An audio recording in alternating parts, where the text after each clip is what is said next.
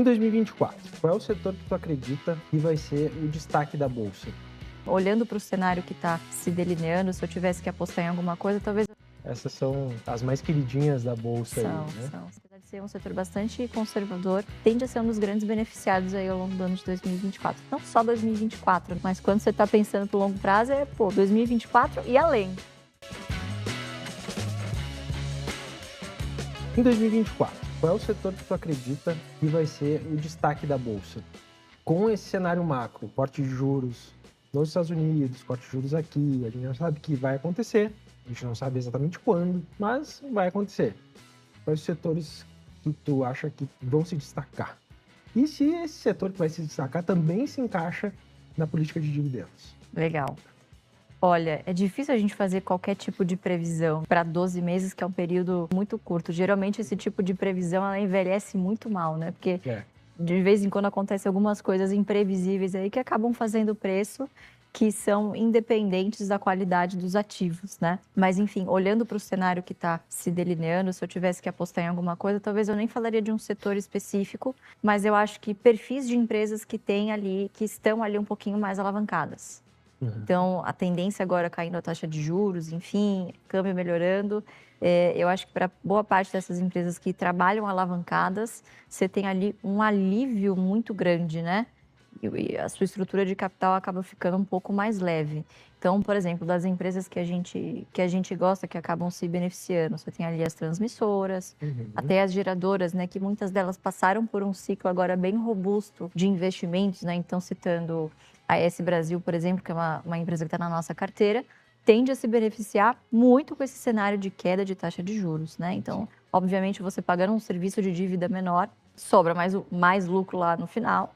Portanto, você está um pouquinho mais flexível para você distribuir um pouquinho mais de dividendo, né? Então, acho que, via de regra, vão se beneficiar empresas que estejam mais alavancadas no momento, né? Então, eu gosto bastante de sempre falar do setor de transmissão, porque, independentemente do seu perfil, se você for mais conservador ou não, você consegue entender claramente quais são as vantagens competitivas desse tipo de empresa, né, que atua nesse segmento. Então, falando especificamente de transmissão, a gente claramente tem um mundo de oportunidades aí, greenfield, né, porque nesses últimos 5 anos, vamos dizer assim, a diversificação da nossa matriz energética, ela foi muito mais para um lado de novos empreendimentos, né, de portfólios eólicos, que estão ali concentrados na região Nordeste. E o polo consumidor está nas regiões Sul e Sudeste. Sim. Então, você precisa de linhas de transmissão. Tem que chegar até o Sul e Tem Sudeste. que fazer chegar até o mercado consumidor. Então, você precisa ali das transmissoras. Com a vantagem de que são contratos de longo prazo, são contratos corrigidos por IGPM ou IPCA, a maioria hoje é mais por IPCA, né?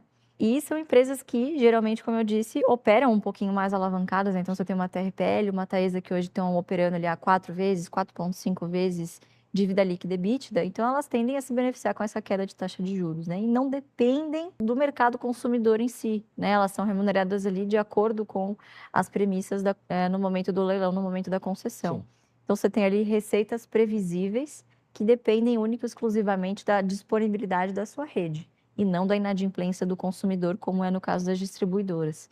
Então, eu acho que ainda para 2024, o setor de transmissão, apesar de ser um setor bastante conservador, tende a ser um dos grandes beneficiados aí ao longo do ano de 2024. Não só 2024, né? Sim. Mas quando você está pensando para o longo prazo, 2024 e além, né? E toda essa alavancagem que eles fazem, a transmissão em si sempre foi, entre geração, transmissão e distribuição, a mais alavancada. Tem um custo de manutenção não tão alto quanto a distribuição, mas também encara um custo de manutenção um pouco elevado.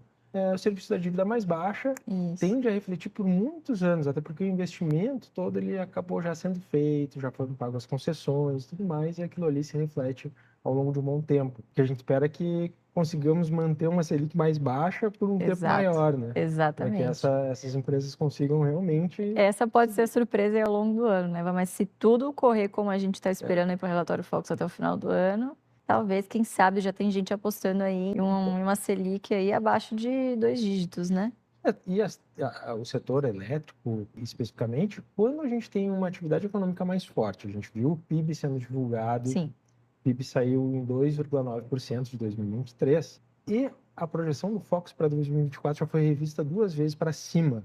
Automaticamente a gente tem uma atividade econômica no país mais pujante. E vai ter que usar o quê para passar a energia? Então, essas empresas realmente acho que são um grande trunfo aí daqui para frente. Sem dúvida. A gente segue sempre bem construtivo para a Transmissão Paulista, passou por uns momentos complicados. A gente tem algum apreço por Taesa também. Acho que essas são as mais queridinhas da Bolsa. São fáceis de entender, né? Fácil de você entender por que é um case que se sustenta aí no longo prazo. E com essa queda da Selic prevista, tem casas que falam em Selic a 7, tem casas que falam em Selic a 9. Entre 9 e 10. Vamos supor que essa Selic fique na casa dos 9. Dentre o rol de empresas que vocês gostam de investir, a gente tem no Best ali o B dos bancários. Esse setor também se beneficia com uma Selic em queda e como que ele se beneficia? Eu acho que ao contrário do imaginário da grande maioria das pessoas, taxa de juros muito alta não é bom para ninguém. Não é bom para ninguém. Também não é bom para o banco. Até porque o banco ele não vive num ecossistema único. Hoje as coisas são uma entidade separada do mundo. Exatamente, assim, que ele vai poder cobrar o que ele quiser. Não é assim que funciona. O que é muito importante aqui a gente observar o que aconteceu nesses últimos 3 anos é que não só a taxa Selic subiu para cima de 13, como ela foi muito rápido. Sim. Esse movimento abrupto é que foi extremamente prejudicial e para alguns dos bancos, como por exemplo Bradesco, Santander, a gente não conseguiu tangibilizar essa grande vantagem dos bancões de terem uma taxa de juros tão alta. Primeiro que a gente teve um grande episódio de default aqui no Brasil, que é a questão da Americanas. Sim. Depois você teve Gol, enfim, você teve várias outras também pequenas, quando a gente fala de PJs médios também, pesando um pouco na inadimplência desses bancos que estavam mais expostos, né? E aí, claro, isso cascateia também para a inadimplência das famílias, que agora já está dando uma melhorada.